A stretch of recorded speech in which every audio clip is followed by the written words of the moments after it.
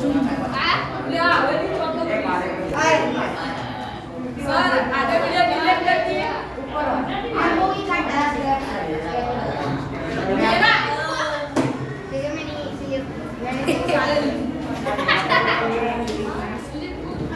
Okay, please keep quiet here. Okay, third chapter अपना पूरा हो गया. Okay. Now we will start the next chapter. Karmayogi Lal Bahadur Shastri. Okay. 2 दिन पहले तो मैं थोड़ा समझा चुका हूँ पढ़ के. But उस समय हमारा क्लास नहीं था तो मैं खुद पढ़ा. But at present में से एक-एक करके खुद पढ़ेंगे. Okay.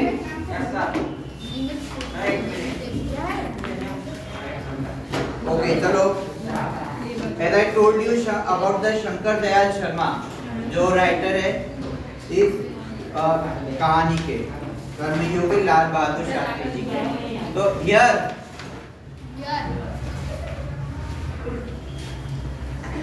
तो ये तब की बात है जब शंकर दयाल शर्मा जी जब अपने देश के 9वें राष्ट्रपति थे.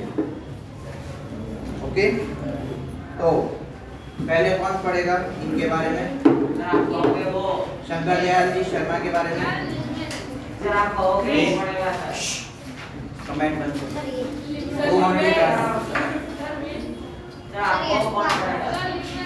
सर इसको बड़ा बहुत अच्छा. यस आपको बड़ी शंकर दयाल जी शर्मा के बारे में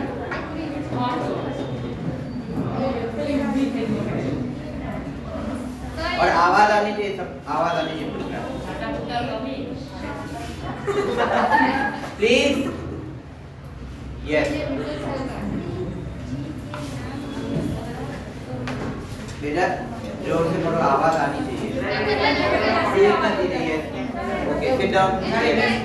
please keep quiet. Shastri ji के नाम के साथ कर्मयोगी विशेषण जोड़ना बिल्कुल उपयुक्त है क्योंकि सुनाई नहीं देता जोर से आवाज क्योंकि मुझे तो उनका सारा लोग चुप रहोगे तो आवाज आएगी. जीवन ही कर्म से भरा हुआ मालूम पड़ता है. शास्त्री दोनों यहाँ पर सामान्य परिवार से ऊपर उठे प्लीज. देश के प्रधानमंत्री के जिस महत्वपूर्ण पद तक पहुँचे उसका रहस्य उनके कर्मयोगी होने में ही छिपा हुआ है. कमेंट. वे उन लोगों में भी नहीं थे जो भाग्य पर भरोसा करके बैठे रहते हैं और अचानक हमें सफलता मिल जाती है, बल्कि वे उन लोगों में से थे जिनको अपनी हथेली की लकीरों के बजाय अपने चिंतन और कर्म की शक्ति पर अधिक भरोसा होता है और क्रमशः अपने जीवन का रास्ता बताने हुए आगे बढ़ते हैं. शास्त्री जी के लिए कर्म ही ईश्वर था और इसके प्रति बिना किसी फल की आशा किए संपूर्ण भाव से समर्पित रहते थे. यहाँ तक कि जब भी उन्हें फल की प्राप्ति के अवसर मिले तब भी उन्होंने उस और हमेशा उपेक्षित दृष्टि ही रखी. उनका जीवन दर्शन गीता के निष्काम कर्मयोगी का प्रतिरूप था. इसलिए मैं समझता हूँ कि उन्हें केवल कर्मयोगी के बजाय निष्काम कर्मयोगी कहना कहीं अधिक उपयुक्त होगा. तो सबसे पहले श्री शंकर दयाल जी शर्मा, उन्होंने इनके बारे में सबसे पहले इनको कर्मयोगी कैसे बुलाते थे और क्यों बुलाते थे? जैसे स्टार्टिंग में बताया कि ये जो भी काम करते थे निष्काम कर्म, जिसे गीता में कहा जाता है. यस, निष्काम कर्म मतलब फल की आशा किए बिना जो कर्म करे उसे निष्काम कर्म कहते. वो समझते कि हमारी जिम्मेदारी क्या है. कोई भी, वो चाहे राष्ट्रपति प्रधानमंत्री हो या कोई भी जिम्मेदारी मिलते थे, वो बिना रिजल्ट के जाने बिना वो ये देखते थे कि लोग कि जो भी डिसीजन ले, कुछ भी काम करे, उसमें सबकी भलाई, उसकी भलाई एवं सबकी भलाई, सबसे पहले तो सबकी भलाई के बारे में सोचते थे. तो उसके आधार पर डिसीजन लेते थे और काम करते थे. जैसे गीता में एक आता है श्लोक, कर्मण्येवाधिकारस्ते मा फलेषु कदाचन मा कर्म फल हेतु मा ते तव कर्मणे. मतलब कर्म करो पर फल की चिंता मत करो, और कुछ भी रिजल्ट निकलता है, इसका कोई भी परिणाम निकलता है वो परमात्मा यानी भगवान पे छोड़ दो, बाकी अपने कर्म पे खास ध्यान दो। और यही फॉर्मूला लाल बहादुर शास्त्री अपने पूरे जीवन में उन्होंने एक्वायर किए। अनफॉर्चुनेटली आज के टाइम में इस तरह ऐसी सोच बहुत कम लोग देखे थे।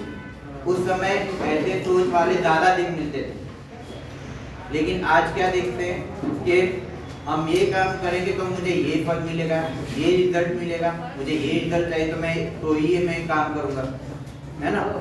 तो उसमें क्या है, उसमें सिवाय टेंशन के और कुछ नहीं मिलता। हाँ, लोगों की चिंता जरूर करते थे, लेकिन इसका मतलब ये नहीं कि वो हाइपर टेंशन तक चले जाता, नहीं। उनके हर प्रॉब्लम को सॉल्यूशन मिलता था। वो प्रॉब्लम हर एक की लाइफ में आती है, लेकिन सॉल्यूशन हर किसी को टाइम पे नहीं मिलता। और ये उनमें से थे लाल बहादुर शास्त्री जी, कि जिन्हें प्रॉब्लम सॉल्व करने में वो बेहद माहिर थे। वो चाहे कोई भी पद, चाहे प्रधानमंत्री में हो या चाहे कोई भी। अभी आगे हम पढ़ेंगे तो पता चलेगा कि उन्होंने अपनी लाइफ में क्या क्या, प्रधानमंत्री के अलावा उन्होंने क्या क्या जिम्मेदारी संभाली। और यही रीजन था कि आज भी उन्हें बड़े एक महान प्रधानमंत्री के रूप में आज भी उनको याद किया जाता है। हाँ, कोई क्या हो, किसी को डाउट?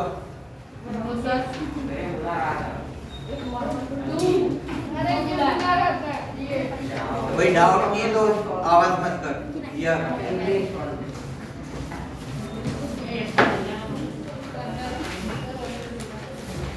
और ये सिर्फ उन्हें, और जो मैंने अभी गीता का श्लोक कहा वो केवल स्पेशल लोगों की नहीं, ऐसा नहीं कि सिर्फ बड़े लोगों की या छोटे लोगों की, ये हर इंसान के लिए है। क्या हो रहा है पीछे? बाहर जाना है या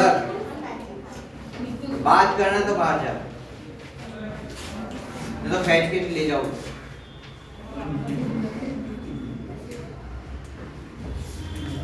ओके, ये ऐसा नहीं कि ये श्लोक सिर्फ पंडितों के लिए, नहीं, सबके लिए, हर इंसान के लिए।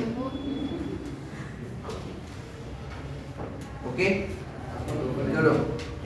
इसलिए आज भी लाल बहादुर शास्त्री को एक उदाहरण के रूप में पेश किया जाता है जी। अच्छा, 2 अक्टूबर हम महात्मा गांधी जी का तो गांधी जयंती सेलिब्रेट करते हैं, लेकिन उनसे भी महान अगर देखो, या तो उनके बराबर या उनसे ज्यादा महान अगर कोई है तो लाल बहादुर शास्त्री, उनका भी उस दिन जन्मदिन है,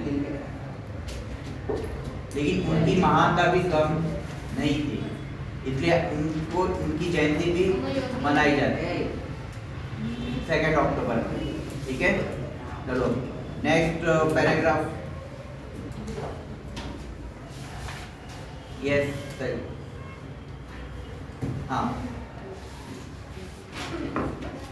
सर इधर आए ना।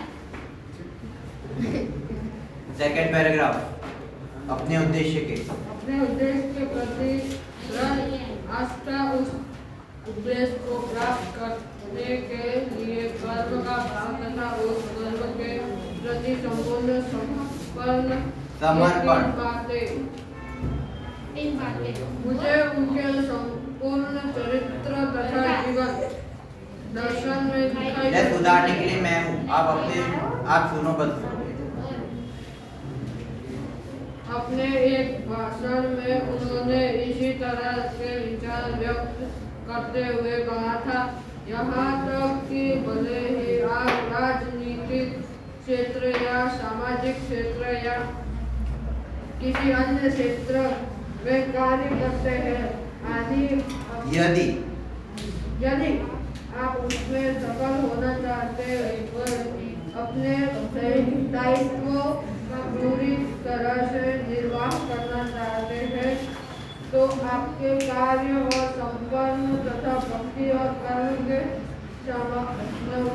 समन्वय होना चाहिए।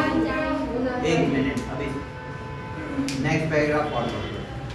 मैं पढ़ूं। कंटिन्यू। शास्त्री जी की सफलता का रहस्य उनके किसी महत्वपूर्ण टेक्स्ट बुक चिंतन नहीं है? में मानता हूँ। क्यों नहीं ला रहा? साथ ही यह भी मानता हूँ कि किसी भी व्यक्ति, समाज और देश के विकास का रहस्य इसी भक्ति और कर्म की सिद्धांत में निहित आगे है। देखना। Okay, sit down. आगे देखना। अच्छा, सेट डाउन। अब दायित्व का मतलब क्या होता है, कौन बता सकता है? दायित्व मीन्स, दायित्व का मतलब क्या होता है? यस, जिम्मेदारी। बहुत अच्छा। या इंग्लिश में कहो इसको रिस्पॉन्सिबिलिटी, है ना? जो भी जिम्मेदारी लेते थे उसको अच्छे से, निष्ठा से और ईमानदारी से निभाते थे, और यही उनकी सबसे बड़ी ताकत है। और धीरे धीरे आज के टाइम पे ये दायित्व, कई लोग दायित्व को बोझ की तरह लेते, ज्यादातर जिन्हें दायित्व जो पसंद है, जो पसंद का काम है, उसे भी बोझ की तरह लेते हैं, या अपना पसंद का नहीं मिलता तो कोई दूसरा काम जो भी मजबूरी में मिलते हैं, तो जो पसंद के कार्य नहीं होते तो वो दायित्व भी लोग आज बोझ की तरह ले लेते हैं। इसलिए ज्यादातर लोगों की लाइफ जो है वो असक्सेसफुल और टेंशन में गुजरता है। यही खास बात है इनकी कि ये नहीं देखते कि मुझे इसमें कितना पैसे मिल रहा है, या मुझे इसमें कितनी फेम मिलेगा, या कितना इसमें मुझे कितना फेम मिलेगा, है ना? इन्होंने कभी इस पे विचार नहीं की, बस ये देखा था कि मैं जो भी काम लूँ उसमें लोगों की कितनी भलाई हो सके। इसलिए ये है उनका कैरेक्टर। ओके, और कोई भी क्षेत्र हो, वो चाहे राजनीतिक हो या सामाजिक। आज राजनीति में देखो किस तरह से काम की जाती है, इसलिए आज राजनीतिक में टेंशन ज्यादा बढ़ गया है, क्योंकि ज्यादातर लोग ये देखते हैं कि मुझे वो कुर्सी, मुझे ये कुर्सी में बैठना है, या मुझे ये पद चाहिए। क्यों? क्योंकि वहां पे उनको ज्यादा मलाई मिलती है, उस लड़ाई उस चीज की होती है। That is what. पर इन्होंने कभी ये अपेक्षा नहीं की कि मुझे ये पद मिले या ये जिम्मेदारी मिले या इसमें मुझे कुर्सी मिले, नहीं, वो कुर्सी के लोभी कभी नहीं। ओके, यही कारण है कि वो जो भी काम करते थे वो उनका एक ही सिद्धांत था, भक्ति और कर्म। भक्ति और कर्म, भक्ति का मतलब डिवोशन, है ना? पूरी ईमानदारी से और पूरी डेडिकेशन से काम करना, वो उनका सिद्धांत था। ओके, तो next paragraph. Yes, Shastri ji का संपूर्ण जीवन श्रम, सेवा, सादगी और समर्पण का अनुपम उदाहरण है। उनके ये गुण केवल उनके कार्यों और विचारों में ही अभिव्यक्ति नहीं पाते थे, बल्कि उनको वो ऊपर लेके पढ़, ऐसे नहीं फायदा।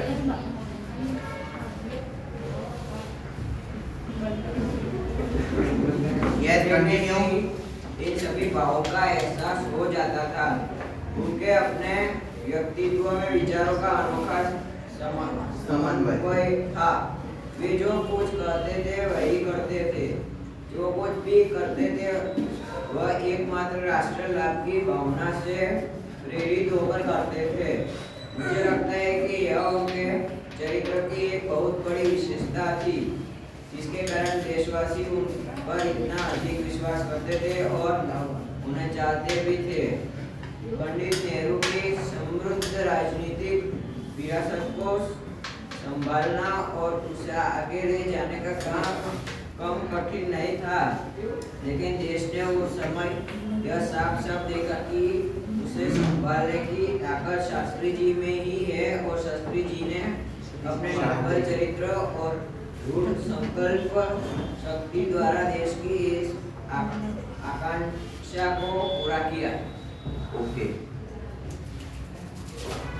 उनके गुणों की चर्चा की इस पूरे पैराग्राफ में लाल बहादुर शास्त्री के उस समय जब नेहरू जी का कार्य समाप्त हुआ, या फिर यूँ कह सकते हो कि उनके मृत्यु के पश्चात जब लाल बहादुर शास्त्री जी जब प्रधानमंत्री बने, जब उनको जिम्मेदारी मिली, जब इसलिए कहा, अगर लास्ट टाइम मैंने एक बात कही थी कि वो देश के दूसरे प्रधानमंत्री थे आफ्टर पंडित जवाहरलाल नेहरू, तो उनके जाने के बाद इन्होंने जिम्मेदारी संभाली और लेकिन उनका राह इतना आसान नहीं था।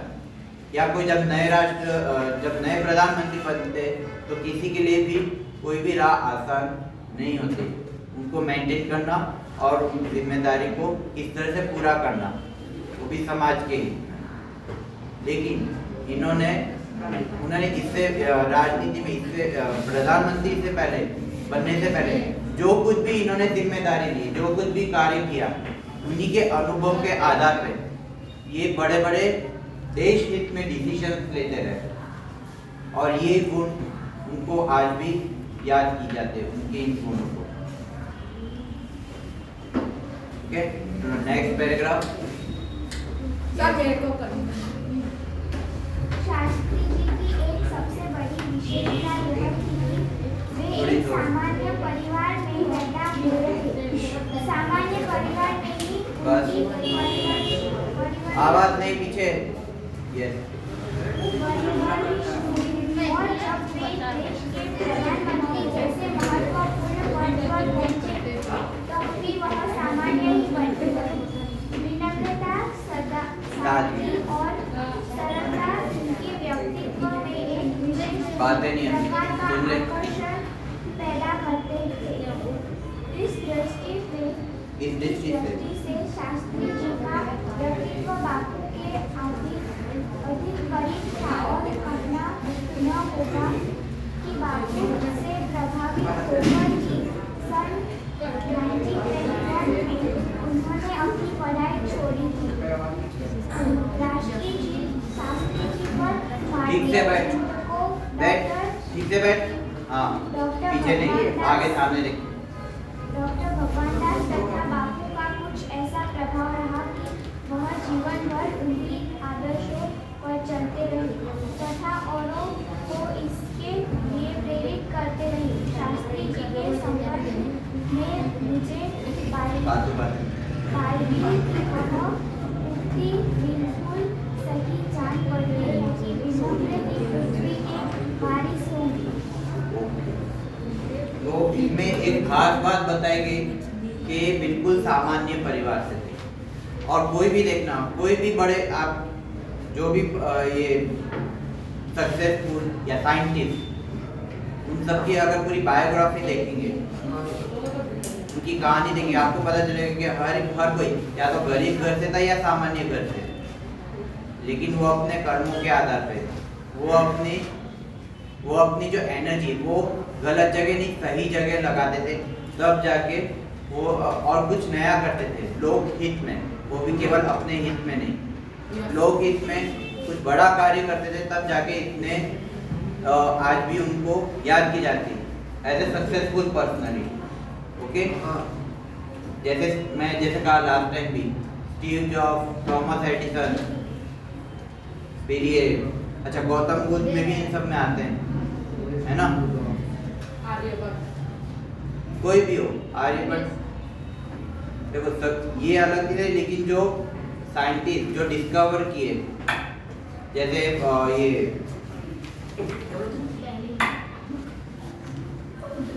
राइट ब्रदर्स,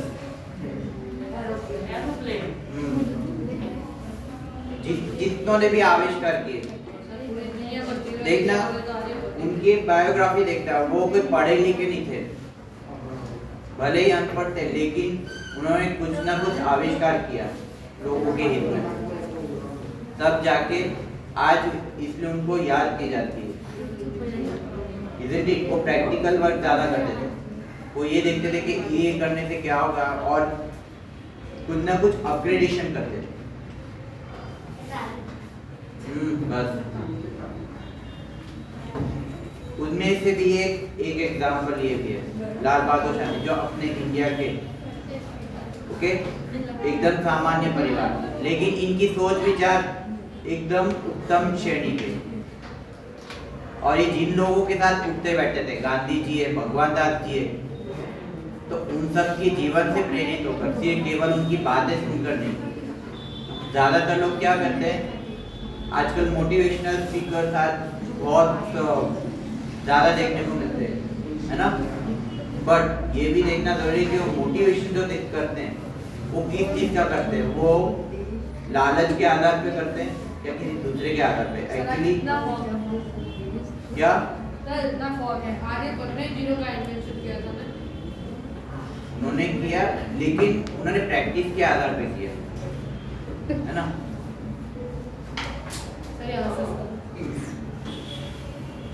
क्या एक मिनट दोबारा क्वेश्चन पूछ, आर्यभट्ट ने क्या किया? आर्यभट्ट ने जीरो का इन्वेंशन किया था। जीरो का इन्वेंशन किया, ये आज भी इस तरह से हिस्ट्री के आधार पे बताते हैं कि उन्होंने जीरो का इन्वेंशन किया। लेकिन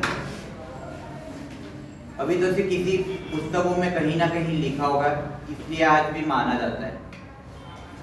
लेकिन जीरो के बाद भी उन्होंने बहुत कुछ इन्वेंशन किया, जैसे अपने पाइथागोरस थ्योरम और भी बहुत कुछ, हाँ और भी बहुत कुछ जो ज्योमेट्री से रिलेटेड कई ऐसे टॉपिक्स हैं जो उन्होंने डिस्कवर किए, है ना। उन्होंने बहुत कुछ फाइंड किए, और यही नहीं और भी कितने सारे मैथमेटिशियन, आइंस्टाइन है, ओके। मूल बात ये है कि जितने भी लोग सक्सेसफुल हुए अपने लाइफ में, मैक्सिमम नंबर ऑफ वो गरीब घर से या सामान्य घर से आए, लेकिन उनकी सोच, उनकी चेतना शक्ति इतनी ऊपर थी, इतने हाई लेवल पे, यही रीजन था कि आज भी उनको एक महान पुरुष के तौर पे याद की जाती है, ओके। और जैसे हाँ वो भी एक एग्जाम्पल है, और उनमें से भी जैसे मैंने कहा लाल बहादुर शास्त्री, ये भी उनमें से एक आता है, ठीक है। नेक्स्ट पैराग्राफ पढ़ना था ना, और ठीक से पढ़, मस्ती नहीं, पीछे बातें बंद कर दी। शास्त्री जी ने हमारे देश के, शास्त्री जी की सर कौन था?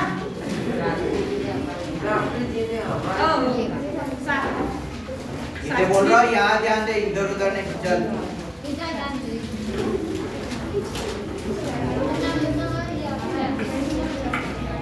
और शास्त्री जी ने हमारे देश के लिए स्वतंत्रता संग्राम में तब प्रवेश किया था जब वे एक स्कूल में विद्यार्थी, और उस समय उनकी उम्र 17 वर्ष की थी।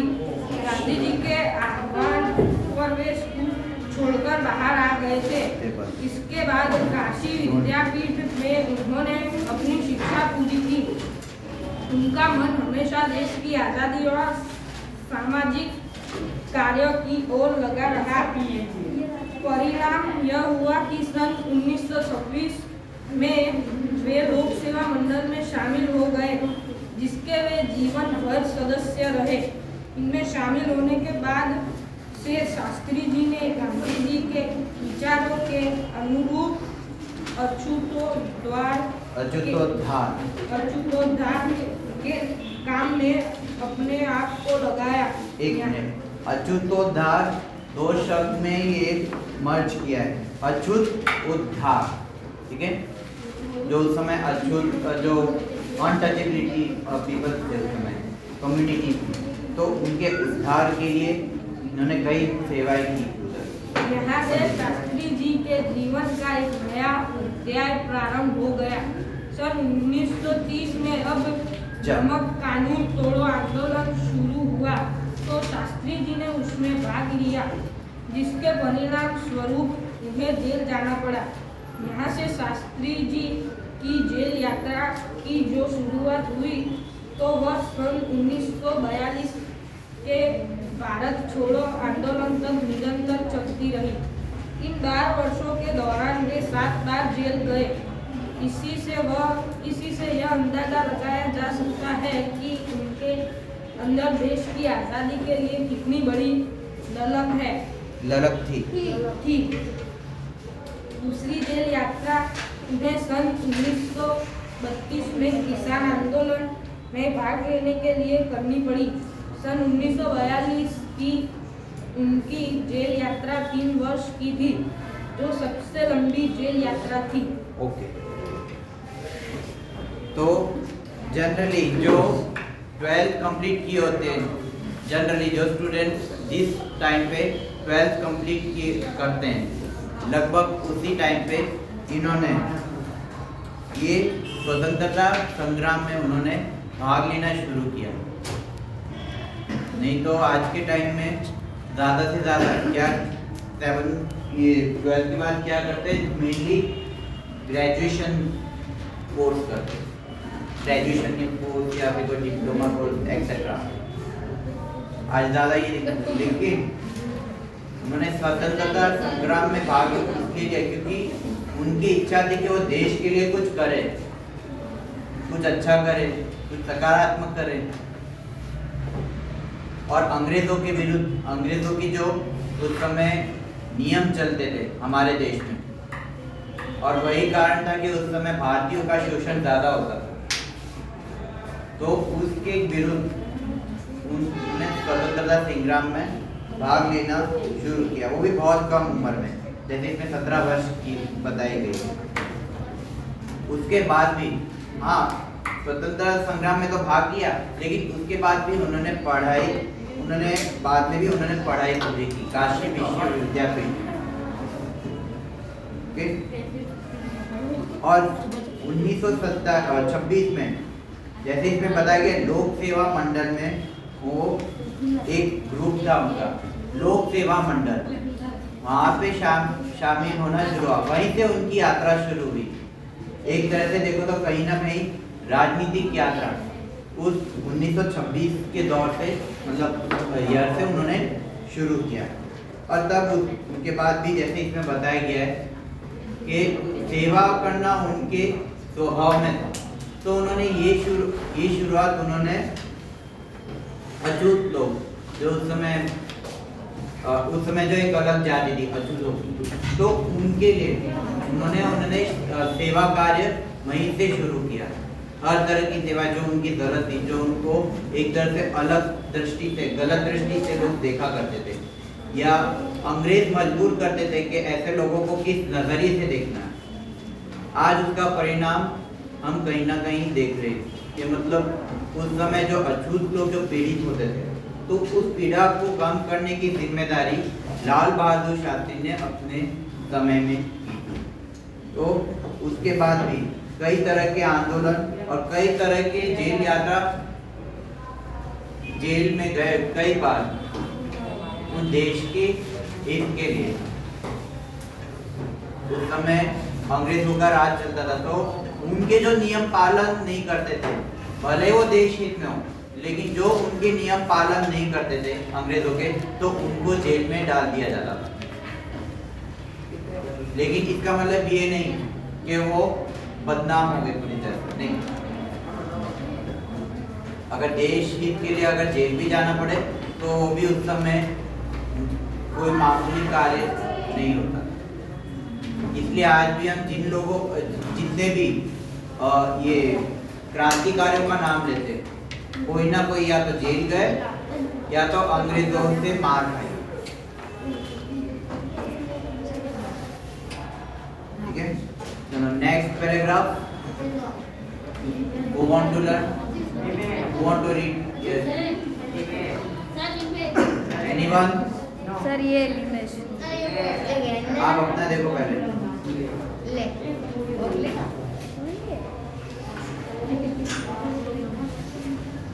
शर्म नहीं आती अगर हिंदी पढ़ने के लिए भी अगर शर्म करते हो?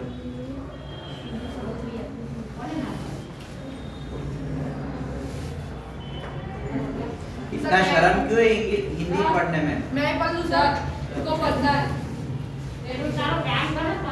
यस, सबको चांस मिलनी चाहिए। क्या हुआ?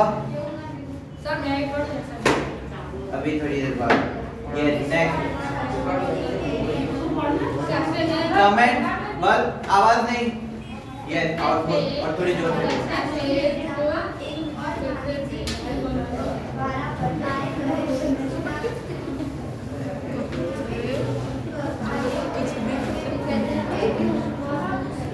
वहीं दूसरी ओर।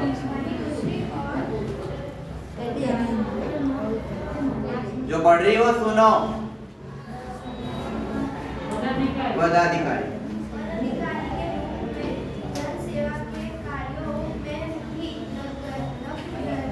लगे रहे।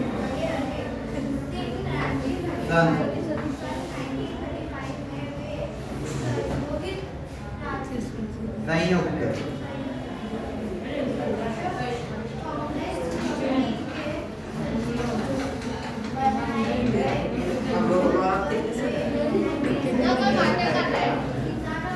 बस एक मिनट। अच्छा क्या कहा उन्होंने बताओ। वो कौन सी लाइन पढ़ रही थी कोई बताएगा जो अभी बातें कर रहे थे इधर। हाँ किसानों के प्रति उनके नहीं बैठ जा। एक इसमें दिए संयुक्त प्रांतीय कांग्रेस कमेटी। संयुक्त मतलब क्या है कोई बता सकता है। यस व्हाट इज हाँ संयुक्त मतलब क्या है बता बेटा। हाँ तो पर किया ना अभी।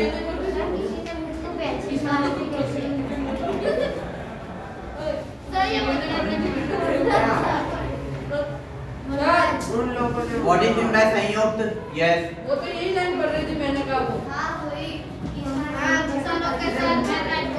लेकिन इससे पहले जो मैं अभी कहा ना संयुक्त प्रांतीय कांग्रेस कमेटी बोला ही। उस लाइन को क्या कहते हैं? मैं बोल रहा संयुक्त का मतलब क्या है जो पूछा उसका जवाब दो।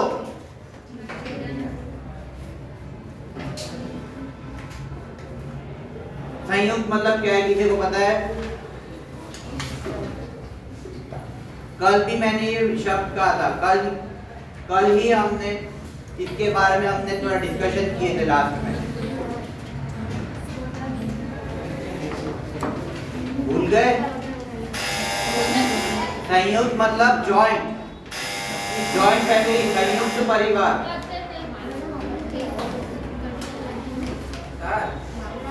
कंटिन्यू।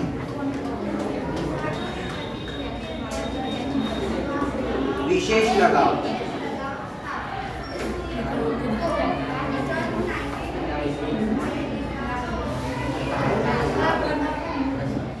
अध्ययन करने वाली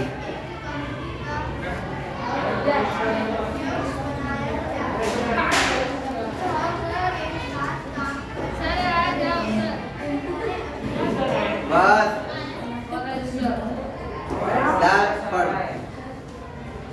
सुन